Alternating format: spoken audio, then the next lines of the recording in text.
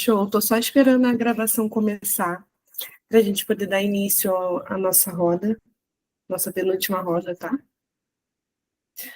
Pronto, gente, gravação iniciada. Então, podemos dar início à nossa sexta e penúltima roda de leitura compartilhada. É muito bom tê-los aqui nesse espaço, né? Só para recapitular algumas coisas, alguns combinados, né? A gente está desde setembro fazendo a leitura do livro Hamlet, né? E a gente tem feito essa leitura aqui mesmo, nesse espaço. Nossos encontros estão sendo gravados e sempre disponibilizados no YouTube. E aí, como que tem sido a nossa dinâmica?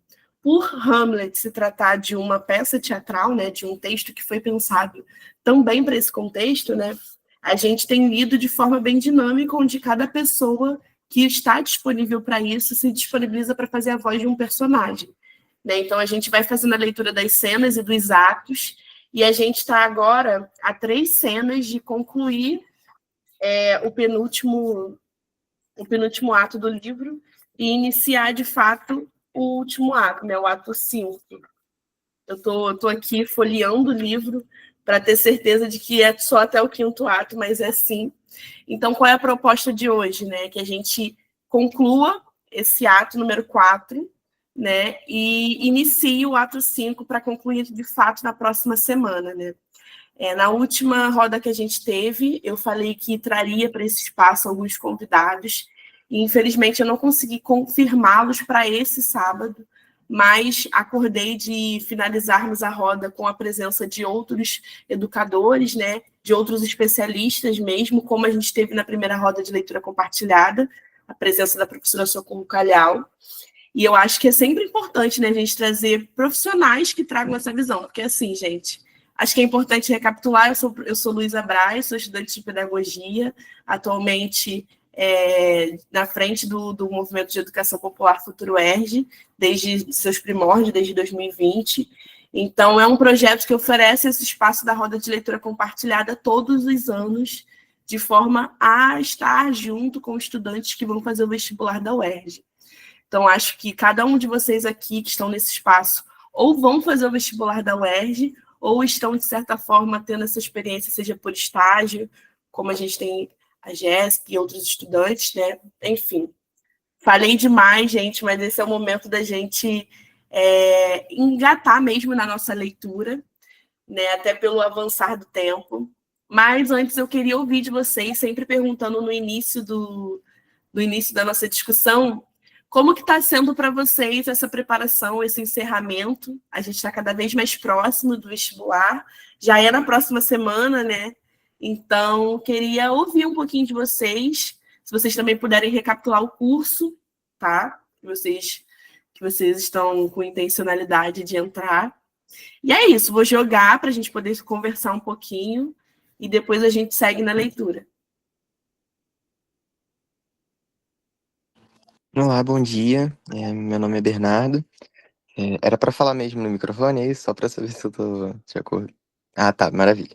Bom, meu nome é Bernardo. Eu não consegui vir em muitas reuniões, confesso, porque eu tenho essa rotina mais dinâmica mesmo. Mas aí eu tô vindo porque tá chegando o vestibular, então achei que seria importante a gente dar essa recapitulada. Eu já tinha lido o Hamlet antes, estou retomando a leitura. E eu quero fazer Ciências Econômicas na UERJ, estou prestando vestibular. E achei super interessante essa iniciativa, e eu tô no grupo há um tempinho, tô acompanhando de certa forma, mas aí agora eu tô ansioso pra gente debater disso junto e compartilhar ideias, que eu acho que é super importante, até tema de redação, esse tipo de coisa, pra gente ter uma troca legal, né?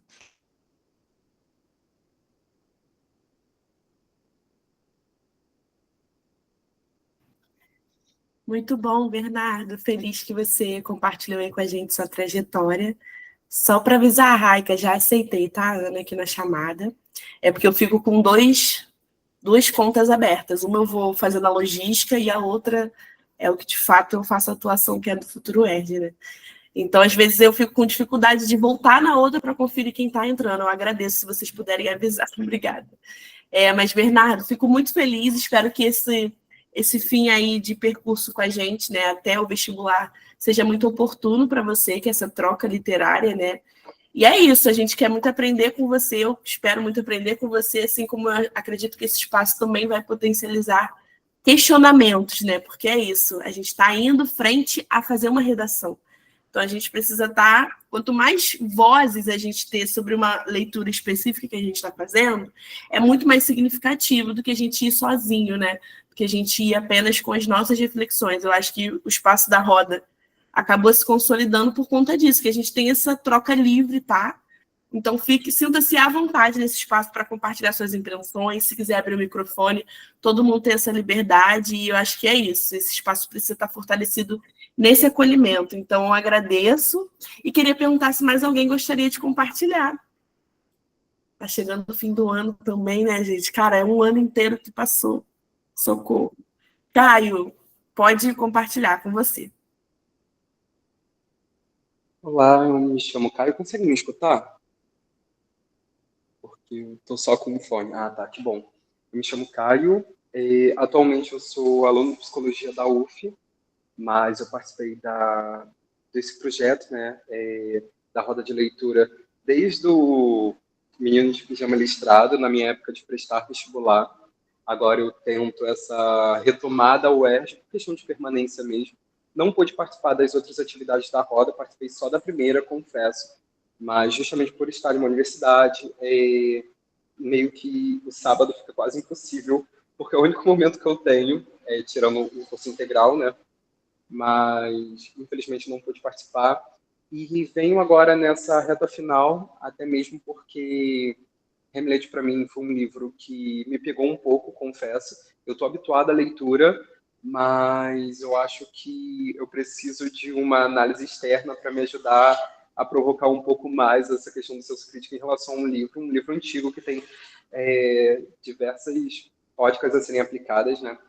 Então, acho que eu preciso um pouco de debater, fazer minha mente focar um pouquinho, porque eu confesso que eu deixei a redação para o final, nessa reta final, justamente porque eu já tenho um conhecimento, uma base para a questão de escrita, então pensei assim, vou deixar para o final. Só que Hamlet é um livro um pouco desafiador, no sentido de o que a UERJ vai me questionar em relação a isso, né? Eu acho que isso me pega mais. O que a UERJ vai me questionar, tendo em vista que geralmente os temas são perguntas, então eu confesso que eu fico um pouco com receio em relação a isso, e venho querendo um pouco disso, desse debate, dessas provocações que aqui a roda se propõe a fazer.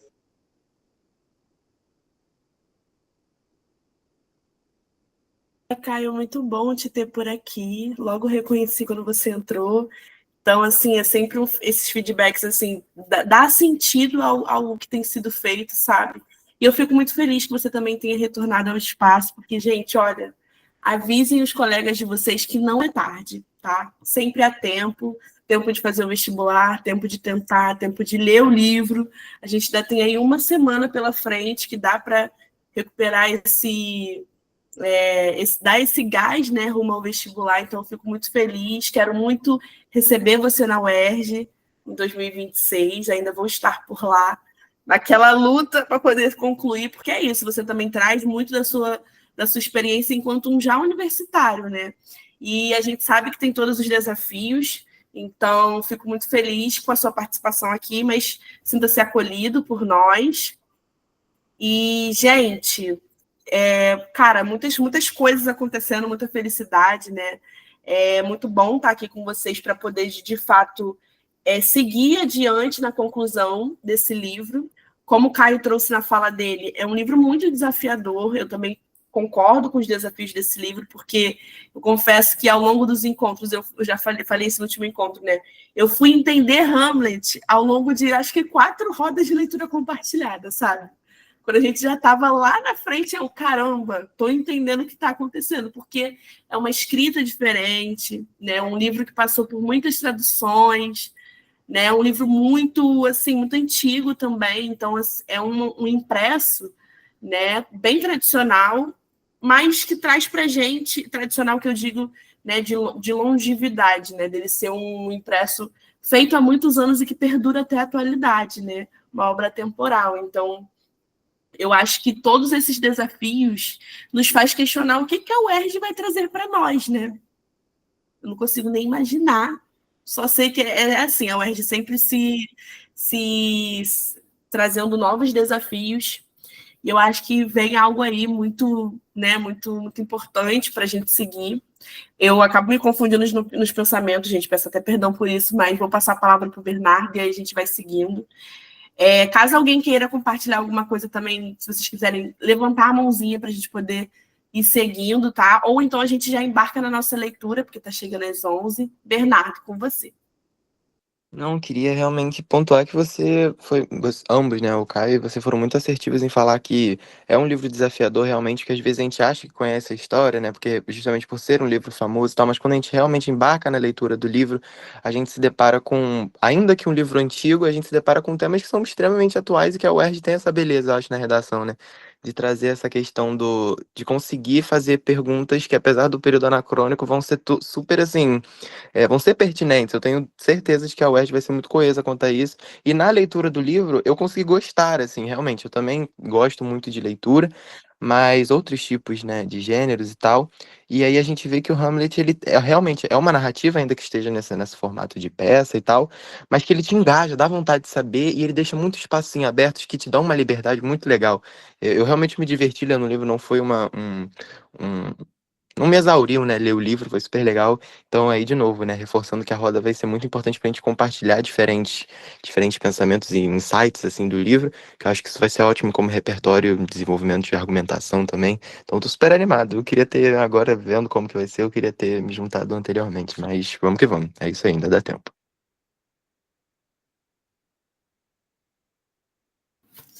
E vamos que vamos, gente. Então, vocês estão prontos para viver essa leitura comigo nessa manhã? Vamos seguir, vamos mergulhar na nossa roda de leitura compartilhada? Eu queria perguntar para vocês primeiro se vocês estão conseguindo ver a projeção do livro. E aí eu vou anotar aqui, a dinâmica tem sido a seguinte, eu vou fazendo anotações, né, dos personagens que nós temos, e aí a gente vai dividindo conforme a galera vai se disponibilizando, né? Então, deixa eu só me encontrar aqui. Ó, cena 5. Nós temos nessa cena a rainha, Horácio, Ofélia. Gente, lembraram da Ofélia. Tempão sem aparecer, coitada. Mas quem? As mulheres desse livro sendo apagadas. O rei, temos o rei aqui também. Gente, tá Eu tudo tô grande, disponível viu? pra ler, assim, tem vários personagens, né, mas tô disponível aí como quiser fazer a distribuição. Uhum. Ai, muito bom. Fico feliz com isso. Vai ser tudo. Tô anotando os nomes, que aí eu vou falar e vou colocar aqui. O Caio falou, estou na rua nesse momento. Eu não sei se consigo ler pela questão dos barulhos externos. Sem problemas, Caio. O importante é que você esteja aqui. Qualquer coisa você vai colocando aí pelo chat, tá? Que eu faço a leitura. E a Ana Caroline falou que pode ser a rainha. Então, eu vou colocar o nome dela aqui na rainha. Nós também temos Cavaleiro, Dinamarquês, Laertes.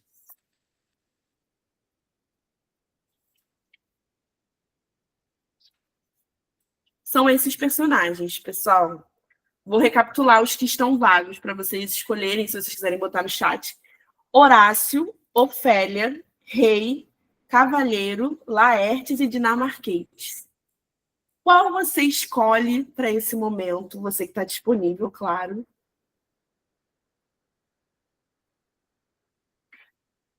Cecília pode ser Ofélia.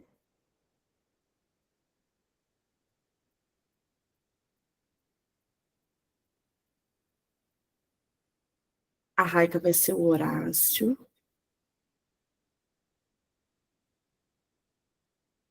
Ainda temos o Rei, o Cavaleiro, o Laertes. Ok, o Bernardo vai ser o Laerte.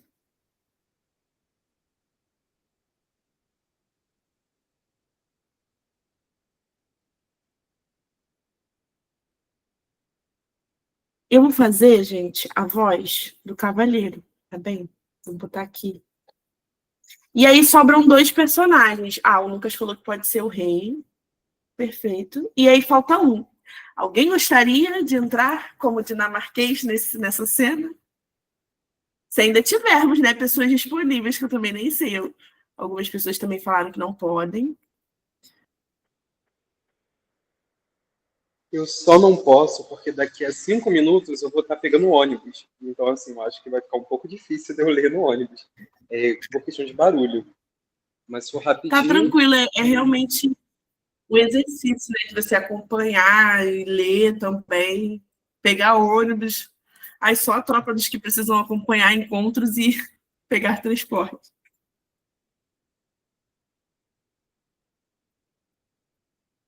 Bom, vou fazer o seguinte, gente. Vamos começar a leitura. E aí eu vou ficar entre a voz do Cauê. Vou tentar fazer umas coisas para dar uma diferenciada. Mas então, só para avisar para vocês, vou fechar minha câmera para não ficar muito pesado. Como eu falei, eu estou com 2 servidores abertos, né? E ainda vou ficar passando o texto aqui para a gente poder fazer essa leitura. Então é isso. Seguimos a leitura. Cena 5, Elsinor. Um quarto no castelo. Entram a rainha, Horácio e o nobre.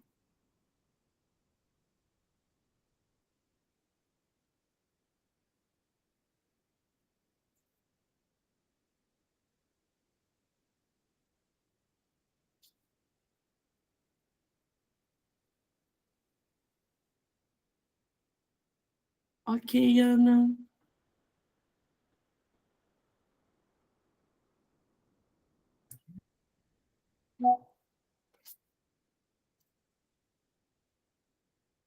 Se preparem, galera, se preparem.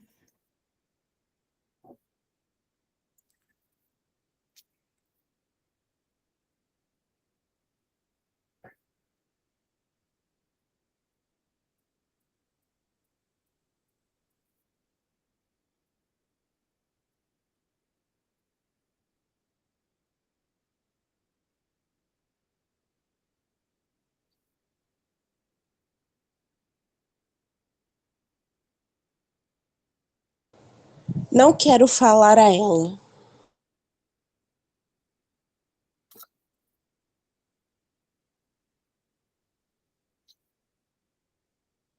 De fato, ela é importuna no desvareio, compungem os seus modos. Que a preocupa? Fala muito no pai, diz ter sabido que o mundo é mau, bate no peito e geme, zangando-se por nada.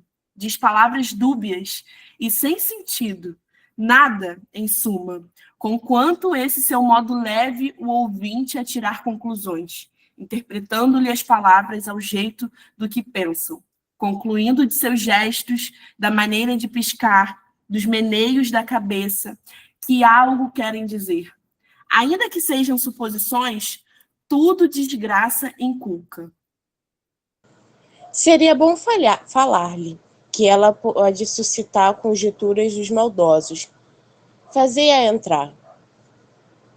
Sai o nobre. Para a alma criminosa e perjura, tudo anuncia alguma desventura. Tanto se agita o crime em tal enredo, que a si mesma se trai de puro medo. Volta o nobre com Ofélia. Onde se encontra a bela majestade da Dinamarca? Que é de novo, Ofélia?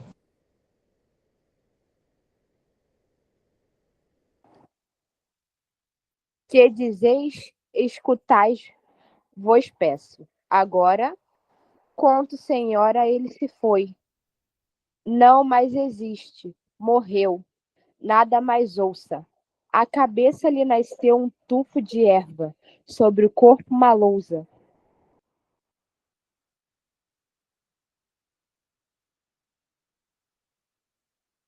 Querida Ofélia, escuta. Por favor, escutai. Como um monte de neve era amordaçalha, enfeitada Entra o de rei. flor, olhada abaixo para o sepulcro, pelo pranto do amor.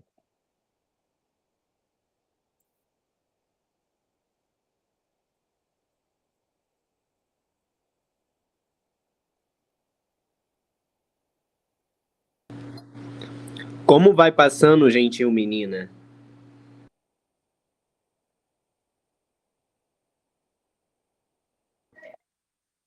Bem, graças a Deus, dizem que a coruja era filha de um padeiro. Sabemos, Senhor, que o que somos, mas não o que viremos a ser. Deus assista na nossa vossa mesa. Alusão ao pai. Por favor, não falemos mais disso. Não se vos perguntarem o que significa, diz eles. Raiou o dia de São Valentim, de pé todos estão. Para ser vossa Valentina, irei pôr-me à janela. Então ela se alça depressa, a roupa veste e a porta lhe franqueou, fazendo entrar a virgem, que assim virgem não mais ali passou. Meigofélia. Realmente, vou concluir sem nenhum juramento, pela Virgem e a Santa Caridade, que vergonha, meu Deus. Os moços e o varão, se aí se encontrarem, vergonha para os seus. Antes de ao chão tu me jogares, tinhas prometido casar. Falou e respondeu, caso ao meu leito não quisesses entrar. Há quanto tempo ela está assim? Está ela assim? Espero que tudo corra bem. Precisamos de paciência. Enquanto não posso deixar de chorar ao pensamento de quem vão depô-lo no chão frio. Meu irmão há de ficar sabendo disso. Muito obrigada pelo conselho. Amigo, que venha o meu carro. Boa noite, senhoras. Boa noite, encantadores senhoras. Boa noite, boa noite. Sai. Ide-lhe em pós, vigiai-a com cuidado. Sai, Horácio. Dor profunda e envenena. A envenena. Provém tudo do traspasso do pai. Cara Gertrudes, as tristezas não andam como espias, mas sempre em batalhões. Primeiro, a morte do pai. Depois, a ausência de teu filho, causador de seu próprio banimento. O povo alvoroçado. Crasso e impuro. Conjectura em cochichos sobre a morte do bom Polônio. Foi inexperiência sepultá-lo às ocultas. Ora, Ofélia, solitária de si e do próprio juízo, sem o qual somos brutos ou pinturas. Por último, o que vale mais que tudo, seu irmão que voltou secretamente, anda cheio de pasmo, vai às nuvens, sem que os murmuradores lhe faleçam.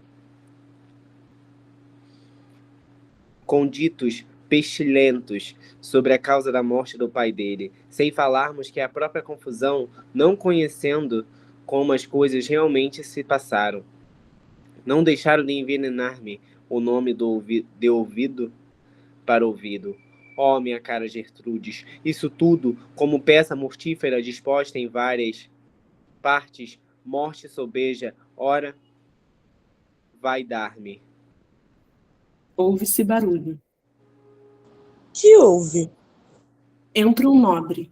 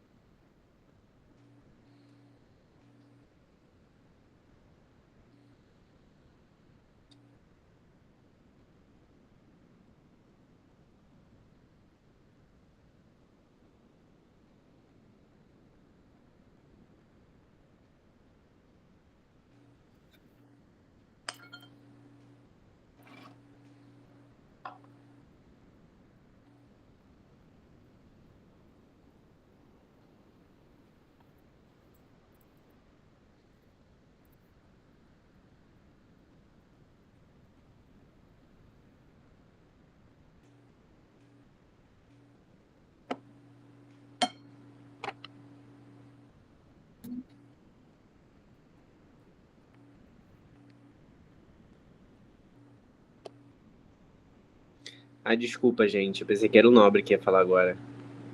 Tudo parabéns. bem. Onde estão meus suíços? Que defendam as portas. Que há de novo? Majestade, fugi. O oceano, quando rompe os diques, não devora a planície com mais ímpeto do que Laertes.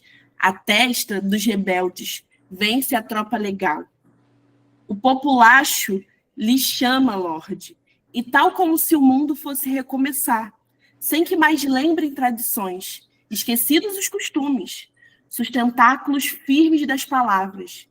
Grita, elegemos o rei, seja Laertes, as línguas e os chapéus, as mãos o aplaudem até as nuvens. Laertes, nosso rei. Como ladram joviais na pista falsa e harpes falsos com os dinamarqueses. Arrombaram as portas. Ouve-se barulho. Entra Laertes armado, seguido de dinamarqueses. Onde está o rei? Senhores, ficai fora. Não, entremos. Suplico-vos, deixai-nos. Pois não, pois não. Afastam-se para trás da porta. Obrigado. Guardai todas as portas. Rei desprezível, dai-me meu bom pai. Calma, meu bom Laertes. A gota de meu sangue que ficasse calma me insultaria de bastardo, mancharia meu pai, lançando a pecha de meretriz na fronte imaculada de minha santa mãe. Qual é o motivo, Laertes, de assumir ares gigantes essa rebelião? Deixa-o, Gertrudes, nada tema por nós. De qual maneira o caráter divino ao rei protege, que a traição mal espreita o que almejará, sem nada conseguir. Dizei, Laertes, o que vos pôs assim? Gertrudes, deixa-o. Falai, jovem. Meu pai, que é dele? Morto. Mas não por ele. Deixa que me fale. Como morreu? Não quero ser ludíbrio de ninguém. Para o inferno os juramentos. Fidelidade, os diabos a carreguem. Consciência e graça, o abismo as sorva logo. Vem a condenação. Chego até o ponto de arriscar esta vida e a por vindoura, sem medir consequências, tão somente para meu pai vingar.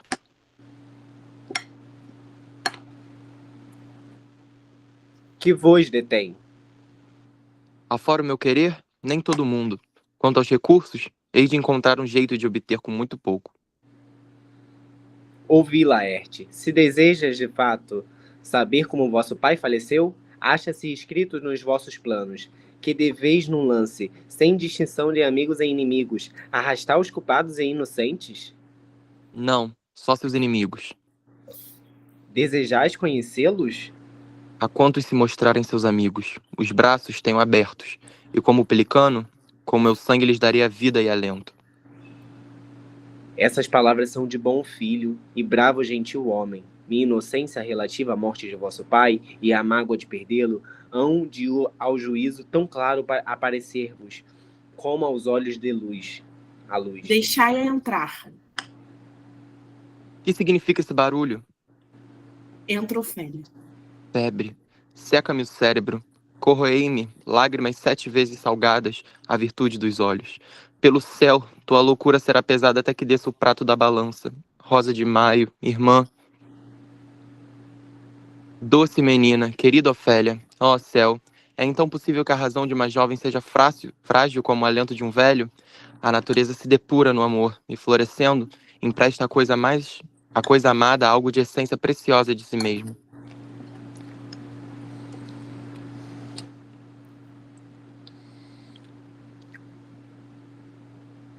Ofélia canta.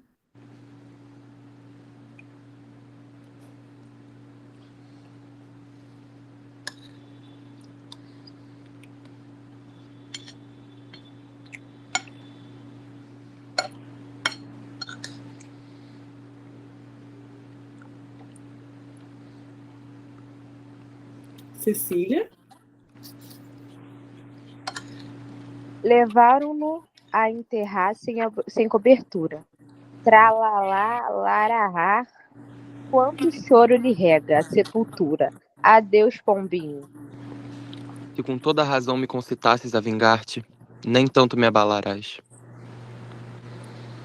Deverias cantar, abaixo, abaixo. Chamai-o para baixo, ó, como a roda lhe vai bem. E da canção do intendente, falso que raptou a filha do amo. Este nada vale mais do que tudo. Aqui está Rosmaninho, para a lembrança. Não te esqueças de mim, querido. Estes amores perfeitos são para o pensamento. Uma sentença na loucura, a lembrança e o pensamento harmonizados. Para vós, Pulso e Aquileia. Arruda para vós é um pouco para mim. Também poderemos chamar-lhe erva de graça dos domingos, mas a vossa deveria ser usada de outro jeito. Eis aqui uma margarida, quisera dar-vos algumas violetas, mas murcharam todas. Quando meu pai morreu, dizem que ele teve um fim muito bonito para o doce Pintoroxo e toda a minha alegria. A tristeza, a paixão, ao próprio inferno, a tudo ela dá graça e empresta encanto. Nunca mais o veremos. Não mais retornará. Sumiu deste mundo. Baixei para o fundo, que ele não voltará. Barba branca de neve, delinho a cabeleira, já foi sem que parar. É inútil chorar. Que no céu Deus o queira, e a todas as almas cristãs. Eu rogo a Deus, Deus seja conosco. Vedes isto, ó Deus. De vossa mágoa, Laertes, compartilho, é o meu direito. Agora retirai-vos por uns momentos e mais ajuizados amigos escolhei, porque nos ouçam, para entre mim e vós seres juízes. Se achar desculpas em nós, mediata embora será a vossa coroa, nosso reino, a própria vida e tudo quanto é nosso, como satisfação. No caso oposto, contentai-vos de ouvir-nos com paciência, que a vossa alma, associados, cuidaremos e ressarci-lhe a dor. Seja a maneira por que morreu, o enterro misterioso, sem brasão, nem espada sobre o túmulo, a ausência do ritual e pompas fúnebres clamam, como atroando o céu e a terra, pedindo explicações.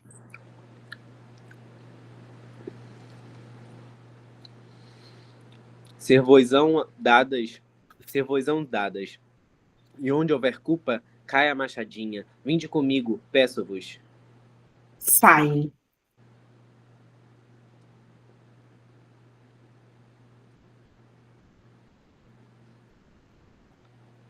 Assim finalizamos então, gente,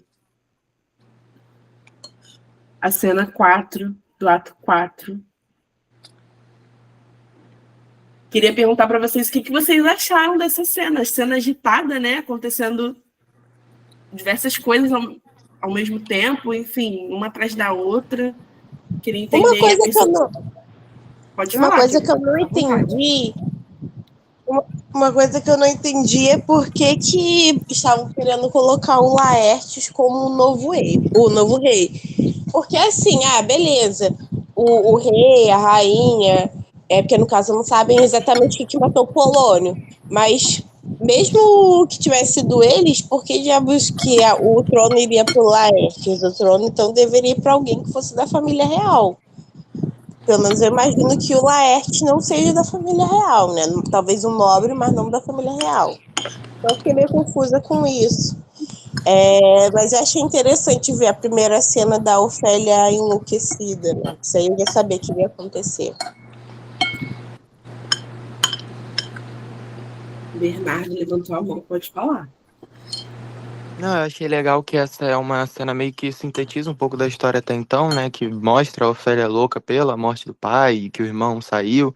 Eu acho que essa parada do Laertes, ele voltar como o povo clamando ele por rei, ele tinha ido no início do livro, eu acho, para uma outra terra, acho que era França, Inglaterra, alguma coisa assim. Acho que o Hamlet foi para Inglaterra, ele foi para França, algo assim. E ele deve ter voltado Sim. vitorioso de alguma forma. Acho que deve ter alguma relação com isso. Eu também não tinha visto na primeira vez que eu li uma relação a princípio. Depois eu fui pensar um pouco atrás, né?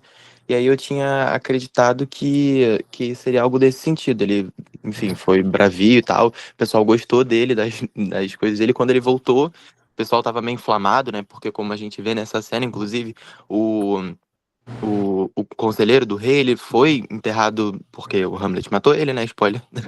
E aí ele volta, assim, acho que como um ícone nacional mesmo. Pô, voltou pra terra, voltou com novas coisas e o pai dele morreu. Ele precisa de alguma coisa. Acho que o pessoal tava gostando dele, né?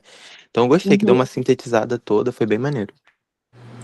Mas assim, pelo que eu me lembre, a viagem do Laerte foi mais, tipo, só por viajar, não foi por algum motivo assim que tivesse a ver com o governo, o reino, de fato. Foi tipo, uma viagem pessoal dele, tanto que ele pediu autorização pro pai, pro rei, para viajar, que o pai não estava querendo dar, então pediu autorização pro rei. Aí, então, o pai também, eu lembro que teve a cena que eu achei esquisita, que o pai falou para um cara ir atrás do filho e manchar ali a imagem dele para os outros, investigar o filho, umas coisas assim esquisitas e tal. Então, eu acho que foi uma viagem mais pessoal mesmo, porque pelo jeito que o Polônio falava antes, o Lert falava antes, nas poucas vezes ele que apareceram, demonstrava muito como se o Lert viajasse muito. Só por, tipo, questão de viajar. É Eu verdade, tem fiquei, razão. eu fiquei pensando também, né, numa tentativa de golpe mesmo de Estado, às vezes por vingança, né? Não sei se vocês refletiram sobre isso. Aí eu perguntei Sim, até golpe aqui de no chat. Estado eu acho bem Eu não possível. peguei. Aham. Eu não peguei, tipo, direito quem Laertes era e ele voltou. Aí eu fiquei, Laertes, quem és tu? É, E né? Ele dá aí, uma quando você sumida. falou. Exatamente, quando você falou que ele é filho do Polônia, eu acho que talvez faça sentido esse quadro, entende? Sim, verdade. Tá vendo como é Sim. legal a gente conversar, né? Que, tipo assim, a gente trocar isso de, tipo, essa parte do golpe militar faz todo sentido. O Laerte é um nobre, querendo ou não, né? Ele é filho de uma pessoa da corte. Ele tem, aí depois lá no final do livro a gente vê que ele tem uma proficiência de guerra, assim, super legal. Ele pode ter tido essa motivação, tipo, pô, mataram meu pai, ninguém sabe de nada, minha irmã tá maluca, tipo assim, vamos lá, articular alguma coisa. E o que me surpreende mais é que os dinamarqueses estavam apoiando. E assim, uma impressão que me deu é que esses dinamarqueses eram do povo. Então, mas não me passou a impressão de que eram dinamarqueses da nobreza. Me passou a impressão de que eram dinamarqueses do povo. Então, o povo estava apoiando, ou seja, o povo deve estar bolado com o reino. E, tipo, eu fico pensando, por que gostavam tanto assim do Polônio? Porque a Ofélia Laertes, ok, apesar de tudo era pai. Mas por que os dinamarqueses gostavam tanto assim do Polônio para ficar afetado desse jeito? Porque as coisas que o Polônio mostrou até agora é que ele era manipulador, que ele era mesquinho, esquece, só coisa ruim que eu consigo ver de opinião sobre ele. Excelente reflexão, sabe? Porque quando eu li a parte dos dinamarqueses, eu acho que exatamente, ela associa automaticamente que esse golpe, se for um golpe, se essa narrativa tiver, né? Ok, mas parece muito.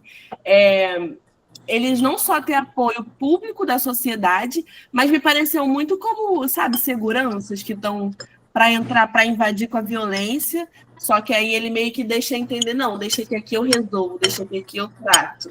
Eu senti uma vibe assim, sabe? Então é como se ele já tivesse com o poder em mãos, né? Porque tá na possibilidade de fazer o que está fazendo. Gente, como o Bernardo falou, que potência a gente lê coletivamente, né? A gente tem essas reflexões, eu estou me sentindo assim, muito feliz fazendo mais essa leitura, lendo Shakespeare pela primeira vez, e fico muito feliz de ser com vocês. Que tal seguirmos com a nossa próxima cena 6? Queria saber se mais alguém quer compartilhar alguma coisa, e também dizer para vocês sobre os personagens que a gente tem nessa próxima cena. São apenas 3. É o Horácio, servidor e primeiro marinheiro. Alguém gostaria de se disponibilizar para fazer essas vozes? Se alguém quiser continuar também com as vozes. Na próxima cena, que fecha esse quarto ato, tem o rei, Laertes, mensageiro e rainha. A Raika falou que vai continuar com o Horácio. Perfeito. Vou botar aqui.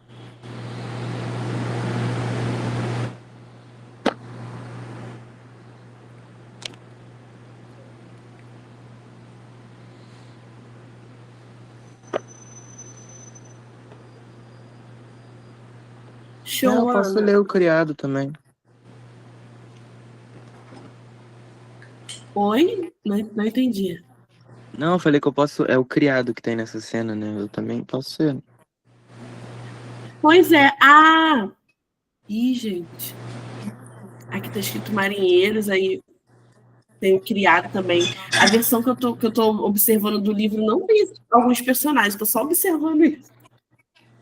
É, a minha versão também não tem todo esse enfoque todo, assim, no Laerte voltando, assim. Tem uma parte, mas eu acho que tá dividido diferente as cenas, assim. Tá mais curtinho. Aham. Então, vou colocar você aqui, Bernardo, na parte do criado. Gente, temos, então, servidor e primeiro marinheiro à disposição, se alguém quiser.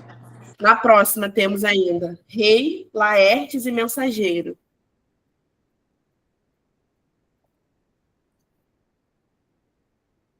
Eu posso continuar com o Laertes, então. Tá bem.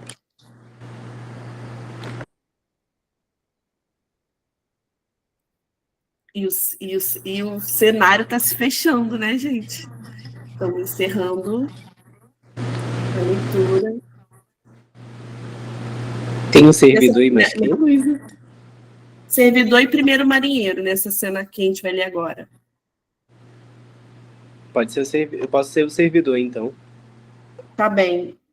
Então eu vou me colocar aqui para ser o primeiro marinheiro, que aí a gente já começa com tudo. Bom, gente, preparados para a próxima leitura? Todo mundo aí que se disponibilizou falar que sim. Oi, eu acabei de chegar em casa, minha internet tinha caído. Se tiver algum nome aí que não esteja com alguém, eu posso ler agora. Ai, perfeito. Você gostaria de ler o primeiro marinheiro, então? Que aí eu fico Claro. para a próxima. Assim. Então, beleza. Sem problema. Mas tem certeza? Você bebeu uma água, senão você pode começar na próxima também. Não, tô tranquilo já. Show, perfeito. Então, gente, recapitulando. Cena 6, Horácio vai ficar com a Raika, servidor Lucas, primeiro marinheiro com o Caio e o criado com o Bernardo. Bom, vamos que vamos para a nossa leitura. Cena 6, outro quarto no castelo. Entram Horácio e um criado. Quem quer falar comigo? Marinheiros, senhor. São portadores de umas cartas. Que entrem, pois. Sai o criado. Tirando o Lord Hamlet, em todo mundo não sei quem poderia enviar-me cartas. Entra o marinheiro. Deus vos abençoe, senhor. E a ti também. Assim o fará, senhor. Se for de sua vontade. Esta carta, senhor, é para vós. Vem da parte do embaixador que deveria ir para a Inglaterra, se vos chamardes Horácio, como me afirmaram. Horácio lê. Horácio, quando passares os olhos por esta, proporciona a esses homens meios de chegarem até o rei. São portadores de cartas para ele também. Não havia ainda 2 dias que nos encontrávamos no mar, quando deu caça um corsário de grande aparelhagem bélica. A morosidade das velas nos tornou valentes à força, havendo eu saltado para toda do inimigo logo que o abordamos. No mesmo instante, conseguiram desvencilhar-se de nosso navio, ficando eu como o único prisioneiro. Procedem comigo como ladrões misericordiosos, mas eles sabem o que fazem, pois esperam tirar pois esperam tirar de mim grande proveito. Faze chegar ao rei as cartas que lhe envio e vem ter comigo com a pressa que empregarias em fugir da morte. Tenho a dizer-te ao ouvido palavras que te deixarão mudo, muito embora ainda não sejam leves demais.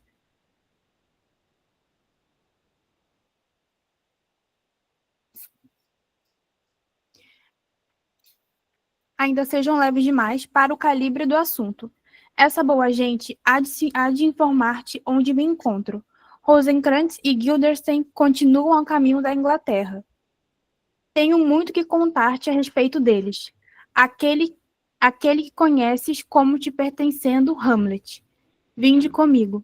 Vou facilitar-vos a entrega dessas cartas, porque logo me leveis a pessoa que as enviou. Saio.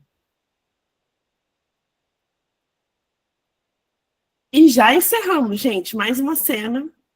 Vamos seguir, então, direto na nossa próxima cena, para a gente poder depois discutir coletivamente. Só para a gente recapitular, a gente tem dois personagens aí com disponibilidade, que é o rei e o mensageiro. Eu vou me disponibilizar para fazer a voz do mensageiro. Queria saber se alguém gostaria de fazer a voz do rei. Eu posso continuar com o rei. Show, Lucas. Então ficamos Lucas com o rei, Laertes, Bernardo. Eu vou fazer a voz do mensageiro e a rainha com a Ana. Vamos que vamos. Cena 7. Outro quarto no castelo. Entram o rei e Laertes. Vossa consciência agora confirma a quitação mais que plena. Podeis mesmo ao peito aconchegar-me como amigo, pois já sabeis de ouvir de ciência certa, de quem matou a vosso nobre pai, também me quis matar. É o que parece. Mas por que não punistes esses atos, de si tão criminosos como a vossa dignidade obrigava? A segurança tudo, em suma. São duas as razões, que talvez vos pareçam despiciendas, mas que pesam. Sua mãe vive somente de seus olhares. Quanto ao que me toca, seja virtude ou doença, pouco monta, de alma e corpo me sinto a ela tão preso que assim como não sai da órbita da estrela. Sem ela não me mexo. O outro motivo que me impede de com ele justar contas é o grande amor que lhe devota a plebe, que, na afeição banhando seus defeitos, como as fontes que o lenho em pedra mudam, de ferros fazem relíquias. Minhas setas, talhadas em madeira muito leve, para tão forte vento, voltariam para o arco, sem que o alvo se encravassem. E assim perdi meu nobre pai, e vejo caída na demência minha irmã, cujo valor, se é lícito falar-se do que já foi, nenhum outro acharia que pudesse igualá-lo em perfeição. Mas espero vingar-me. Vosso sono não perturbeis com a semelhante ideia, nem penseis, porventura, que sejamos compostos de matéria tão grosseira, que deixemos puxar-nos pela barba com violência e ainda achemos que é brinquedo. Breve ouvireis o resto. Era afeiçoado a vosso pai. Amamos a nós mesmos. Por isso espero que havereis de, em breve, entrar um mensageiro. Que há de novo? Que há de novo? Senhor, cartas de Hamlet para a rainha e vossa majestade. De Hamlet? Quem as trouxe? Marinheiros, senhor. Segundo dizem, não lhes falei. Foi Cláudio quem mais deu. A este é que o portador as entrega. Laertes, vais ouvi-las. Pode ir. Sai o mensageiro. Lê. Alto e poderoso Senhor, sabei que fui trazido nu para o vosso reino. Amanhã vos pedirei permissão para contemplar vossos reais olhos, quando pretendo, depois de obtido meu consentimento, relatar-vos os motivos de meu inesperado e muito estranho regresso. Hamlet. Que é isso? E os companheiros voltariam?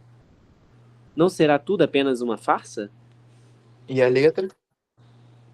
Os traços são de Hamlet, nu. E diante, ou pós-escritos, diz, sozinho, Podeis aconselhar-me? Não sei também o que faço. Mas que venha. Sinto que me inflama o peito a ideia de viver e poder dizer-lhe aos dentes: assim fizeste. Se assim é, Laertes, e por que não? Por que de outra maneira? Quereis que vos oriente? Então, senhor, contanto que de paz não seja o assunto. Vossa paz simplesmente.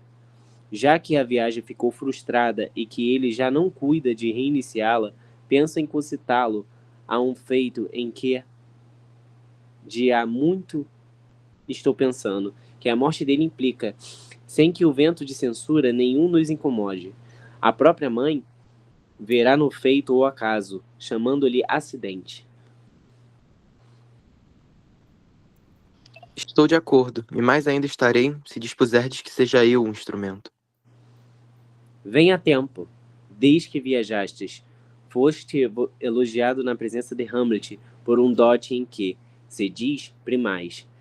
Todas as outras qualidades, reunidas, não tiveram o poder de espertar-lhe tanta inveja como essa, que, ao meu ver, é a mais modesta. Que talento, senhor, gabaram tanto, ganharam tanto, gabaram isso, gabaram tanto. Um laço no chapéu da juventude, conquanto necessário, porque aos moços cai bem a vestimenta leve e simples, como peles e mantos à velhice, que a protegem, tornando-a circunspecta. Aqui esteve, há 2 meses, um normando. Lutei contra os franceses. Sei, de visto, que são bons cavalheiros. Esse bravo, contudo, fez grandes milagres, de tal modo que se unia a sela, e tantas coisas ao cavalo obrigava. Parecia um só corpo, e que meia natureza do formoso animal ele possuísse. De tal modo excedeu meu pensamento, que só de imaginar voltas e saltos fico aquém de seus efeitos. Um normando? Normando, sim.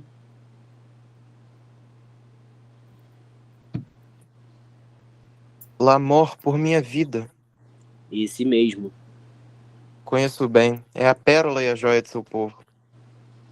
Fez-vos grandes ecômios, elogiando-vos de tal maneira na arte e no manejo das armas, sobretudo do florete, que proclamavam digno de ser visto, se alguém vos desafiasse. Os esgrimistas de sua pátria juravam, careciam de vista, precaução e agilidade, quando em jogo convosco.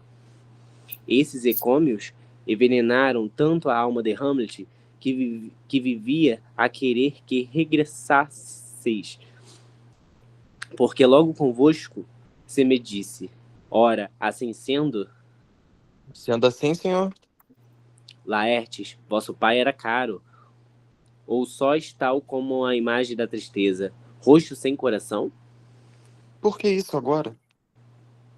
Não penso que esse amor vos falecesse, mas sei que o amor no tempo se origina, sobrever-me a experiência demonstrando que o tempo lhe modera o ardor e o brilho.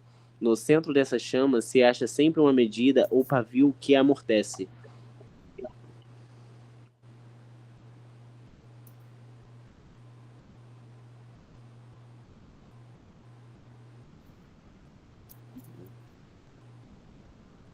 Nada conserva sempre o mesmo aspecto, que até mesmo a bondade em demasia morre do próprio excesso. O que queremos deve ser feito, que o querer varia, mostrando tantas quedas e delongas quantas línguas existem, mãos e casos, e o devia se muda num suspiro que alivia e faz mal.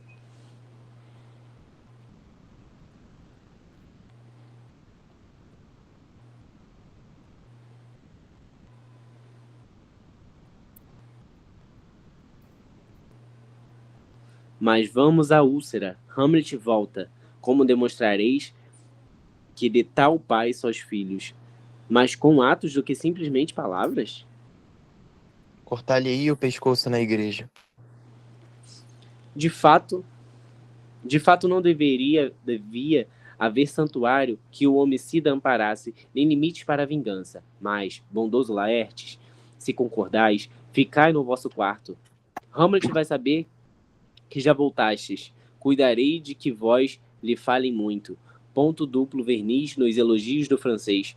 Em resumo, aproximamo-nos e faremos apostas. Desatento como ele é, sobrenobre e sem suspeita, as armas não verá. Daí ser fácil, na confusão ficardes com o florete não protegido. O que vós ensejará, num bote calculado, compensá-lo por vós ter morto o pai.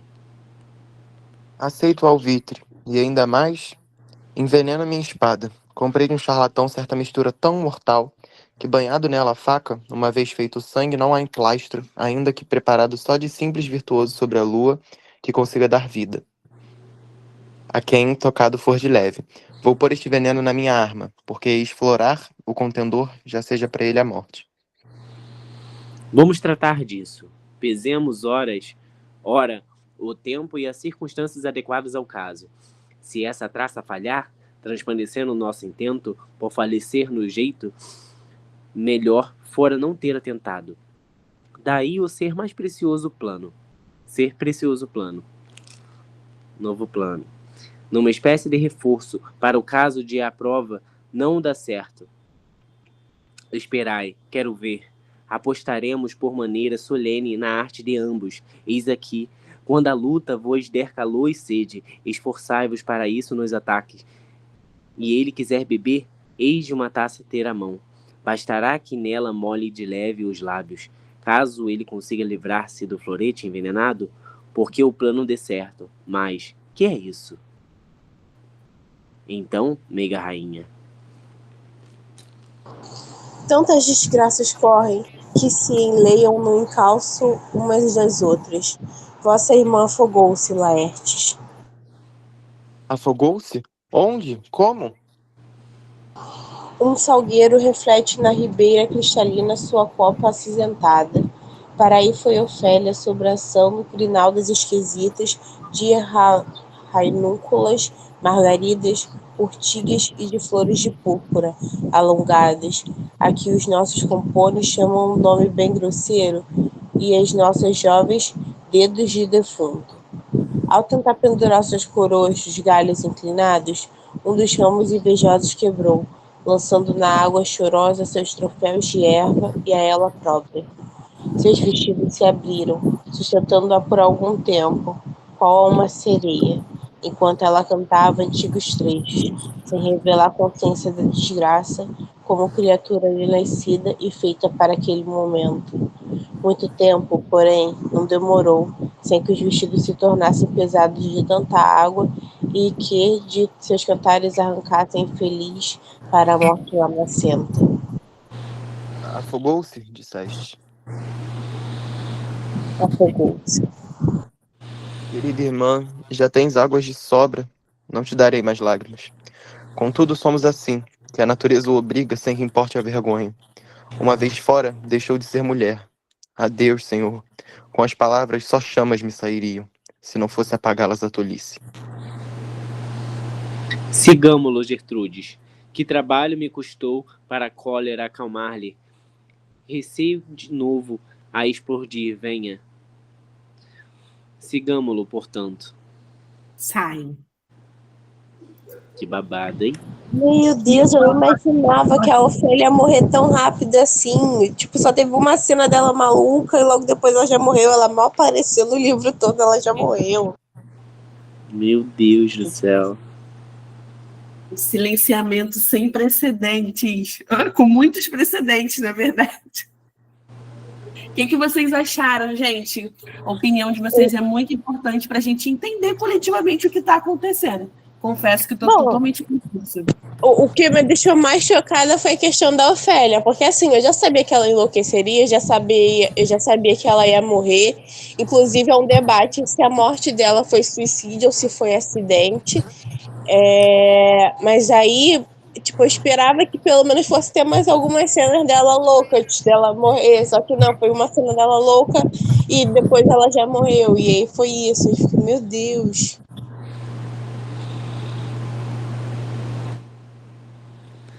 E se for isso, né, é muito do nada, né? E acho que o livro dá essa impressão também, né? Que, tipo,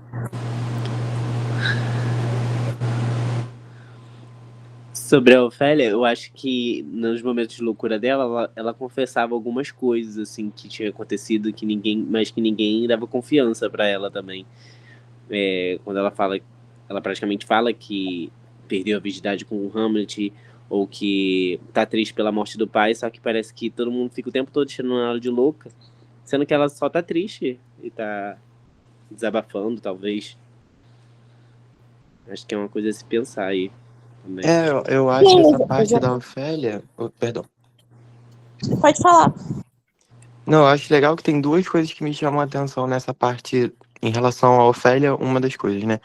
A Ofélia e a Gertrudes, todas as mulheres, a gente vê que tem um apagamento que não é assim, não é uma coincidência esse silenciamento das mulheres. A partir do primeiro momento que a Ofélia para de ser a donzela, a princesinha, aparentemente virgem, né, que a gente não sabe, né, como que foi esse envolvimento com Hamlet, a partir do momento que ela começa a demonstrar opiniões e falar realmente o que está acontecendo com ela já é silenciada, ela já morre. Então, será que isso não é uma intenção do próprio escritor? Tipo assim, a Gertrudes é apagada o tempo inteiro. Ou ela é chamada de meretriz pelos outros, inclusive pelo próprio filho, né? Que fala que ela traiu o pai, que o pai não ficou nem frio no caixão e já traiu e tudo. Então, assim, eu fico pensando nisso, né? Se não é proposital esse apagamento.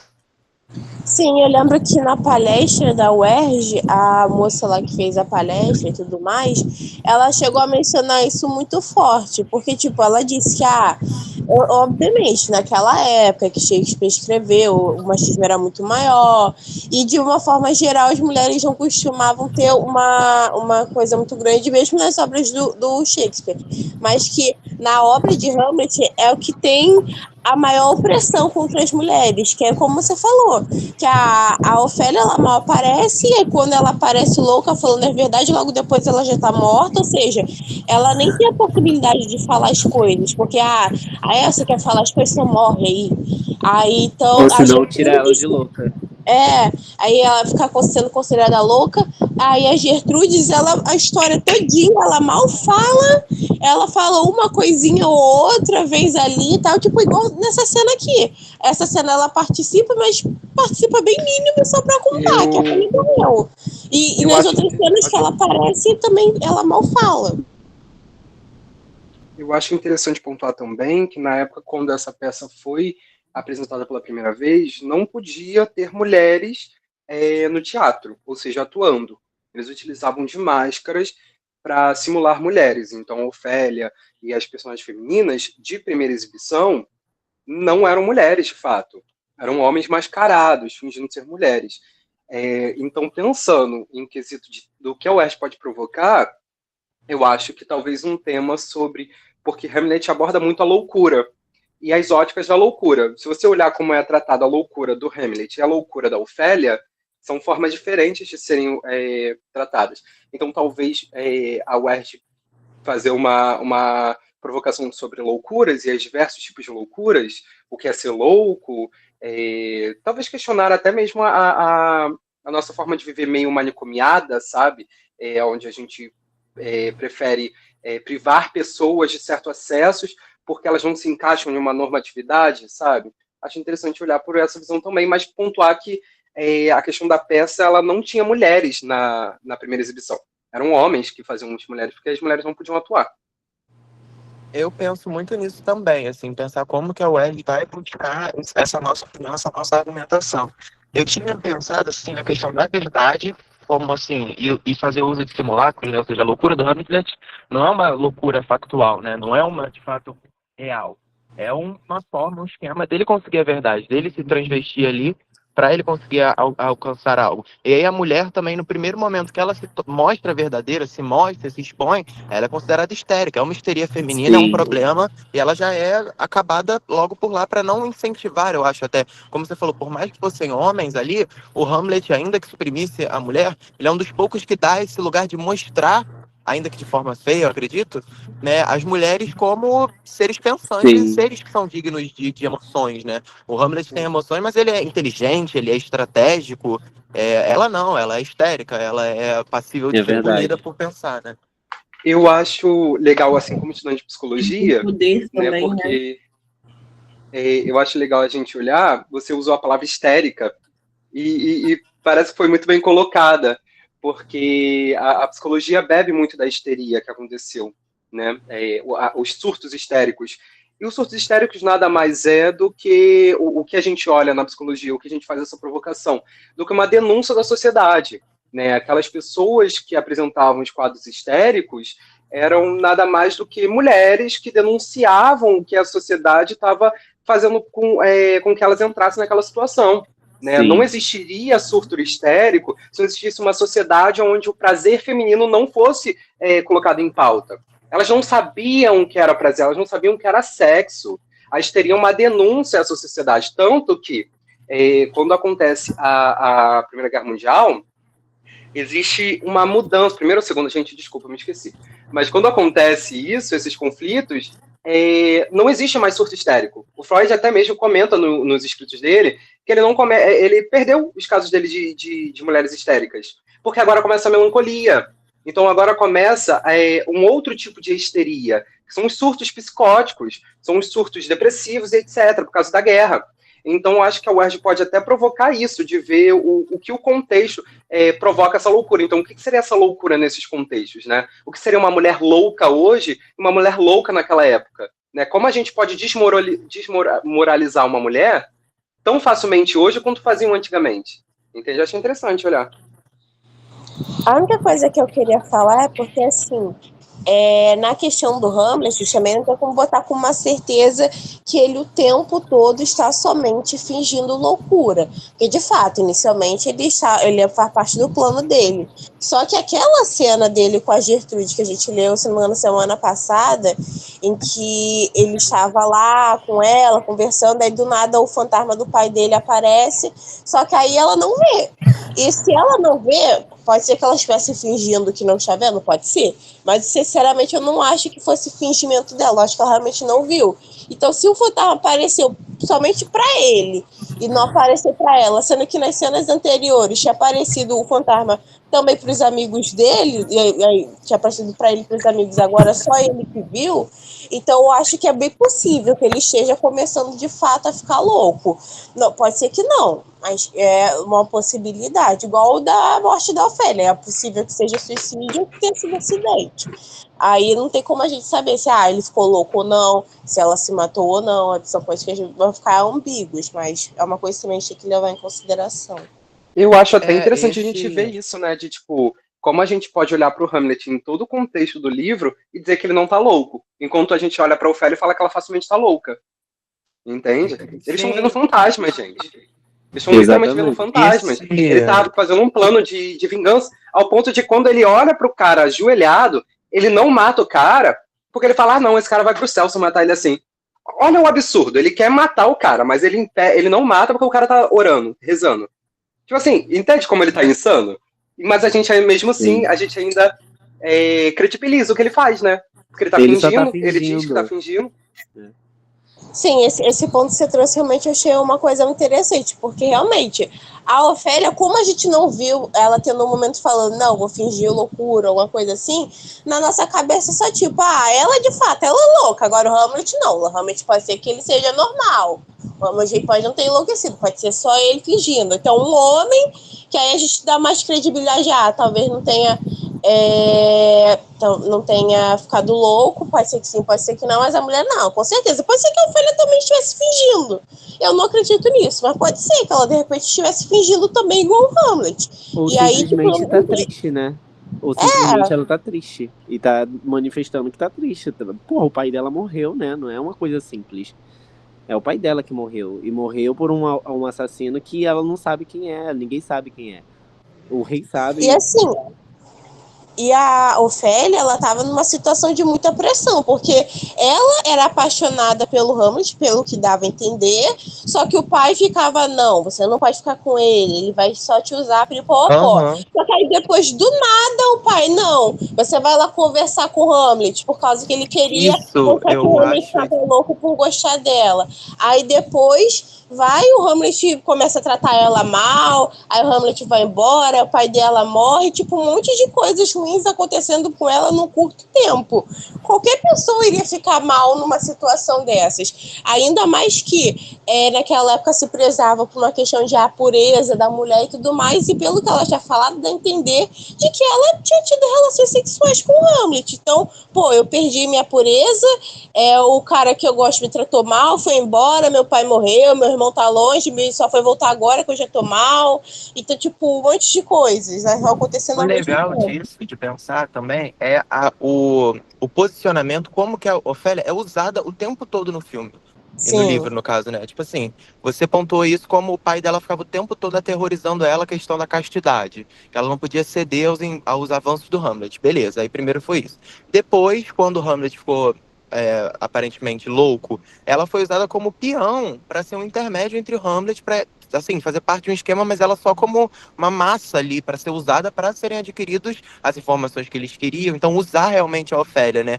Para, de novo, ela ser vexatório o comportamento dela de querer ceder o amor, porque no fundo a gente já sabe que o amor da época era diferente do amor de hoje, então, assim, dar uma flor era o que havia, né? Então, acho que isso é legal a gente pensar muito nessa parada da mulher, porque apesar de ser um tema que a gente aqui está discutindo muito, se a gente não tiver uma leitura crítica, isso não fica tão claro no livro, como as mulheres são apagadas, assim. Eu, primeiramente, não prestei tanta atenção no papel da mulher, acho que isso é intencional no livro.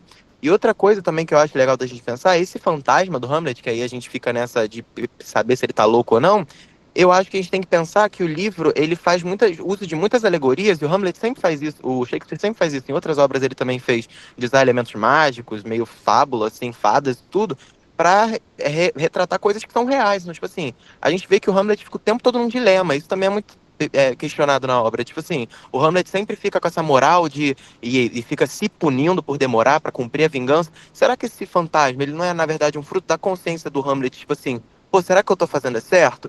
Porque quando ele vai lá e escuta, aí primeiro que é a premissa de ser fantasmagórico, né? Assim, o cara vem e fala uma coisa do nada. Mas depois, quando ele tá na cena com a mãe dele, o pai fala especificamente sobre ele não tratar a mãe dele mal. E ele está tratando a mãe dele mal. Será que não é um fruto da consciência dele falar, pô, tô tratando minha mãe mal? E isso está refletido num fantasma para ter um apelo, assim, literário, né? Para engajar as pessoas. Eu fico pensando que o livro também tem muito essa coisa dicotômica de moral, de ética, tipo assim, o que tá certo, o que tá errado, por que eu vou fazer isso? Será que eu tenho? Pô, o cara tá rezando, eu vou matar o cara? Entende? Eu acho que também fica nessa vertente.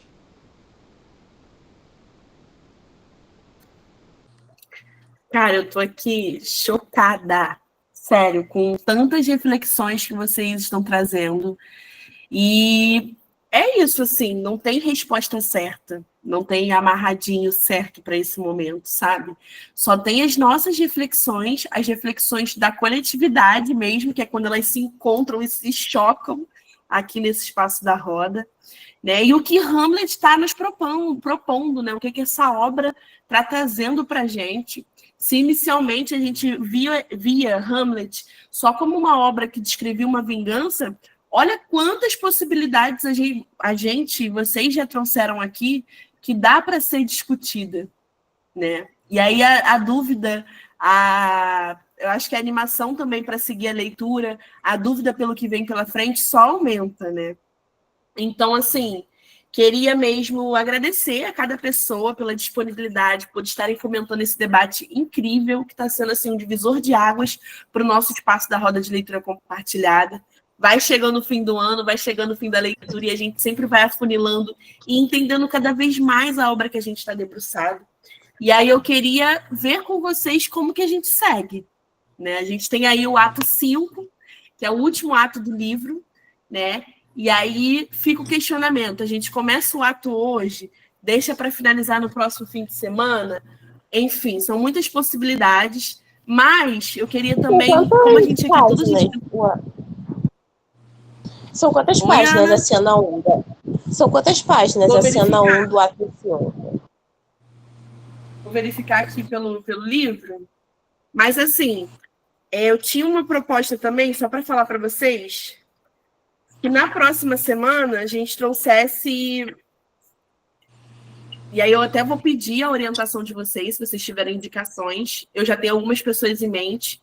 Até quarta-feira, fechar essas 3 pessoas, educadores, intelectuais, enfim, pesquisadores, para que cada uma dessas pessoas falasse de Hamlet numa perspectiva diferente, sabe?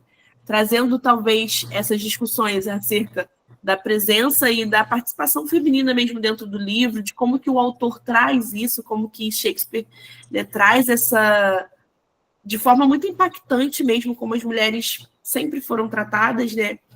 E, enfim, eu acho que é uma potencialidade a gente escutar de diferentes pessoas, diferentes perspectivas, essas narrativas, né? Mas eu vou verificar aqui, pode falar. Uma coisa que eu lembro que eu tinha achado muito interessante que tinha sido dito na palestra da UERJ era porque a moça lá que estava palestrando, ela tinha dito que a Ofélia meio que tinha conseguido tudo que o Hamlet queria e não conseguia. Porque, assim, ele finge loucura. E ela, de certa forma, como a gente não tem nada ali dizendo que ela estava fingindo, e o livro aponta para essa direção de, tipo, que ela de fato fica louca, aí então coloca, tipo, ela conseguiu de fato a loucura que ele estava só fingindo, ao menos inicialmente. E ela possivelmente conseguiu o suicídio, que é algo que ele flerta muito ao longo do livro todo. Ele várias vezes dá sinais de que ele está depressivo, que pensa em questões de suicídio e tudo mais, mas ele em nenhum momento de fato faz isso. Mas ela, apesar de não termos uma certeza também de que ela se suicidou, então é uma coisa já que é tipo, ela conseguiu essa questão da loucura, essa questão do suicídio, que enquanto isso para ele fica algo muito mais no flerte, mas não uma certeza de fato. Ao mesmo tempo que ele acaba se colocando numa missão suicida. Porque eu lembro que eu já vi algumas análises falando que vai ter um determinado momento que ele vai ficar meio tipo, cara, eu sei que se eu continuar com o meu plano, eu vou acabar morrendo, mas é isso, sabe? Então ele vai continuar ali uma missão que é suicida. Mas ele vai continuar naquilo.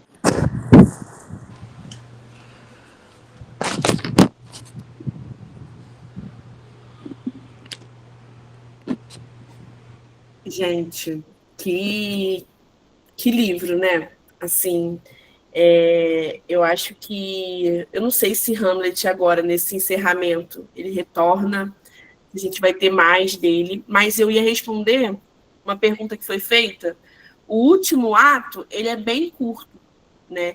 Ele tem só 2 cenas. E aí, assim, na minha percepção, vou passar a palavra para o Caio, mas eu acho que na minha percepção seria interessante se a gente concluísse com esses convidados, sabe? Se a gente tivesse a oportunidade de ler, nem que seja pouco, com esses convidados, e aí seguir mesmo, sem tempo estipulado, uma discussão mais ampla, né, de toda a obra, porque a gente vai encerrar, de fato. Caio, a palavra é com você. E, gente, sintam-se à vontade para contribuir, para falar, tá? Cada relato e compartilhamento aqui está sendo muito importante e registrado para que outras pessoas escutem depois, tá? Eu queria dizer que eu concordo, acho melhor a gente ler semana que vem com os convidados, mas em questão o que ela falou sobre a questão da Ofélia ou não estar louca, eu acho que o livro não vai querer tratar isso, e no sentido de, particularmente para mim, não é uma questão ela estar louca ou não, porque o que de fato é a loucura, né? O que é de fato estar normal. Mas eu acho que a questão é a gente justamente questionar a posição do Hamlet diante disso. De a gente olhar para o Hamlet também e colocar ele na mesma posição que a Ofélia. E entender que como a loucura pode operar em pessoas diferentes, em momentos diferentes, em questões diferentes, em classes diferentes, em gêneros diferentes, posições diferentes, né? Então acho que, assim, será que foi proposital? Será que o William Shakespeare realmente estava querendo fazer uma crítica a como a gente olha para as feminilidades, masculinidades e a questão da loucura? Não sei, mas eu acho que a UERJ pode muito pontuar isso, ainda mais voltando àquilo que você falou, que a moça lá na palestra frisou, a questão da Ofélia. Eu acho que hoje a Ofélia é uma figura muito icônica na cultura pop, né? A questão da arte da Ofélia, né? Aquela obra de arte belíssima que retrata a morte dela. E eu acho que colocar esse livro no contexto ao qual a gente vive atualmente, talvez seja isso, provocar a gente enxergar onde está essa loucura. E talvez questionar até a posição dos homens ali no livro. E pensar que tudo que eles fizeram também não seriam loucos por si só, sabe? Um mata o outro, um mata o irmão, sabe? Isso não é louco por si só, mas somente as mulheres a gente duvida da sanidade, sabe? Quando acho que o Lucas comentou, quando ela estava, obviamente, numa situação de fragilidade, pô. Ela estava numa situação de um quadro, vamos colocar assim, entre aspas, depressivo. Obviamente ela não vai estar tão sã assim. Mas aí a gente vê o Hamlet, que perdeu o pai. O tio tá com a mãe. Ele tá numa loucura de fato, querendo matar ele, e a gente pensa, não, ele só tá fingindo mesmo, né? No final, ele tá tendo idealização suicida, mas é normal, sabe? Mas eu acho interessante a gente olhar pra isso.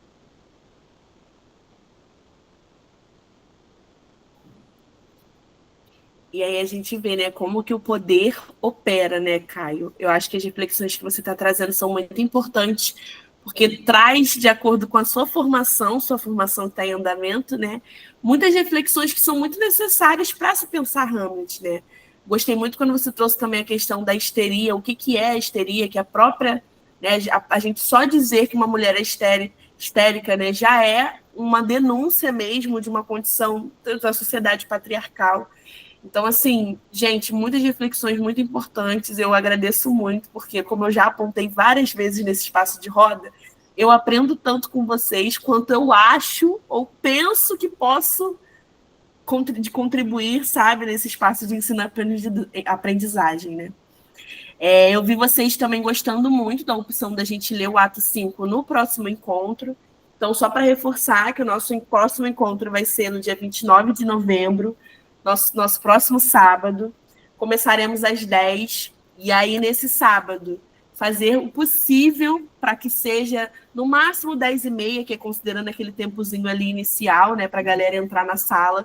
Então, 10 em ponto, a sala já vai estar aberta, eu já vou estar aceitando vocês, recebendo vocês.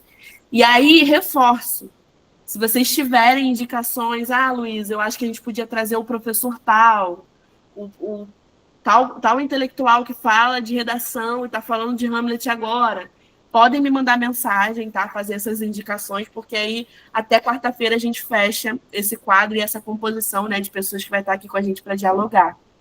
E aí, vou ler aqui o comentário, a Ana Caroline colocou: acho que isso da loucura associada ao gênio seria um tema possível, porque aborda duas polêmicas fortes. Eu também, inicialmente eu achei que não vai por esse caminho, não, porque ano passado já teve isso no Conto da Aia, ou seja, né, abordando, de certa forma, uma temática que envolve o contexto de ser mulher na sociedade, né?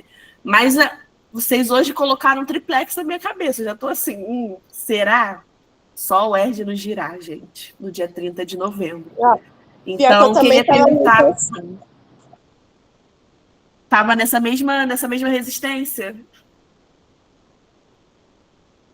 Sim, porque eu tava pensando, a Laís não vai botar coisas sobre gênero se no passado já foi sobre isso, sobre as mulheres. Só que agora, lendo esse capítulo de fato, principalmente esses dois últimos, não esses dois últimos, porque o da Ofélia Louca foi um pouquinho antes, mas lendo os de hoje, que aparece ela pela primeira vez, entre aspas, ali enlouquecida, já com alguma a saúde mental mais debilitada por todos os problemas que ela está passando. E logo depois, ela já morta, eu já fiquei, caraca, porque realmente eu não imaginava que seria desse jeito. Eu sabia que ela iria ficar louca, eu sabia que ela iria morrer, eu sabia tudo isso, mas eu não sabia que seria uma coisa tão instantânea. Então, ela apareceu lá no início, para poder falar que ela estava afim do Hamlet, mas o pai fala, não ficar com o Hamlet. E logo depois aparecendo só para o pai dizer, finge aí que conversa com o Hamlet pra gente descobrir porque que ele tá louco. Aí ele maltrata ela, o Hamlet maltrata a Ofélia, aí logo depois ela aparece minimamente lá durante a peça que o Hamlet faz para descobrir se o Cláudio matou ou não. Aí ela aparece agora louca e aparece morta. E é isso, a história dela se resume nisso. Ela sendo manipulada, sendo maltratada, ficando louca e morrendo. É basicamente isso que se resume a história dela. E a gente sente, se... É isso, a gente nunca vai saber a intencionalidade de Shakespeare, mas esse impacto dela só morrer e só, sabe, viver essas coisas, acho que traz justamente, você traz na sua fala, aborda duas polêmicas muito fortes e traz um impacto muito grande para esse momento da leitura que a gente está. Né? Só para fazer uma pergunta, quem aqui já sabe o final do livro, quem já leu? Se vocês puderem levantar a mãozinha ou botar alguma reação aí. Ai, gente, ó, não me contem, tá? Porque eu tô fazendo aqui. Eu não li ainda. Mas só para saber aí como é que vocês estão, se vocês já leram. Gente, é babado. Eu ainda não li esse então final, mas eu já sei o que acontece. Que como eu tinha falado, eu já pesquisei a história toda antes de começar a ler o livro. Que eu queria ler já com esse olhar mais direcionado para essas questões. Então, eu já pesquisei tudo, já sei como que vai ser o final. Eu só não li de fato ainda. Perfeito, Ana. Então é isso. A gente vai ter a oportunidade de ler coletivamente. Bom, gente, queria agradecer, então, por esse encontro, né, por mais esse momento de troca e de discussão. Foi muito bom estar com vocês aqui, Bernardo, Lucas, Caio, Ana, Raika, Jéssica, Cecília, e também as outras pessoas que, né, já saíram, mas que passaram por aqui. É sempre muito bom ter a presença e a participação, porque a conversa fica diferenciada quando nós estamos, né, com um coletivo mesmo de pessoas dispostos a trocar, né? Então, agradeço muito, sim, foi muito produtivo, eu também amei muito, e saio daqui muito animada, muito ansiosa para o nosso próximo encontro. Eu que agradeço pela disponibilidade, pelo carinho de sempre, eu também estava com muita saudade de te ver por aqui, e hoje mesmo eu já vou atualizar a nossa playlist do YouTube, tá, para a gente poder seguir enfim, todo mundo conseguir ver os encontros, né, dar conta dessa leitura antes do nosso último momento, tá? Até mais tarde eu envio a nossa playlist, e aí ao longo da semana a gente vai fechando os convidados da nossa próxima e última roda. Gente, muito obrigada mesmo. Um bom fim de semana para vocês, aproveitem, vivam a vida, tá? Saiam para ver a natureza um pouco. Por favor, não só de estudo viverá o futuro universitário, os universitários que já estão no caminho. Vai viver a vida, vai pegar um sol, vai se refrescar, beber uma água, e é sobre isso, tá? Bom fim de semana, gente. Beijo, beijo.